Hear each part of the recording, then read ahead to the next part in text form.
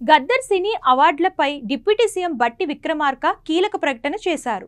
ఆదివారం హైదరాబాద్లోని ఎల్బీ స్టేడియంలో నిర్వహించిన భక్త రామదాస్ జయంతి వేడుకలకు బట్టి విక్రమార్క హాజరయ్యారు.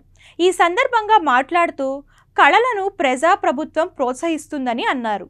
దశాబ్ద కాలంగా గత ప్రభుత్వం కళాకారులకు నంది అవార్డులు ఇవ్వలేదని గుర్తు చేశారు. ప్రజాప్రభుత్వం రాగానే సినిమా కళాకారులను ప్రోత్సహించాలని నిర్ణయం తీసుకున్నామని తెలిపారు.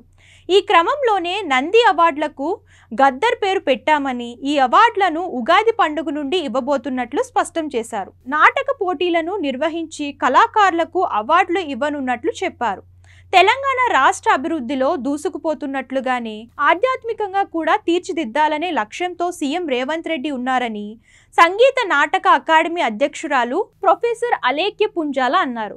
సీఎం సూచనల మేరకు భక్త రామదాస్ 392వ జయంతి ఉత్సవాలను వైభవంగా నిర్వహిస్తున్నట్లు తెలిపారు. మరోవైపు ఈ భక్త రామదాస్ జయంతి ఉత్సవాల కోసం రాష్ట్రంలోని అన్ని జిల్లాల నుండి 26 సంగీత గాన బృందాలు తమ పేర్లను నమోదు చేసుకోవడంతో పాటు 600 మందికి పైగా సంగీత కళాకారులు పాల్గొన్నారని వివరించారు.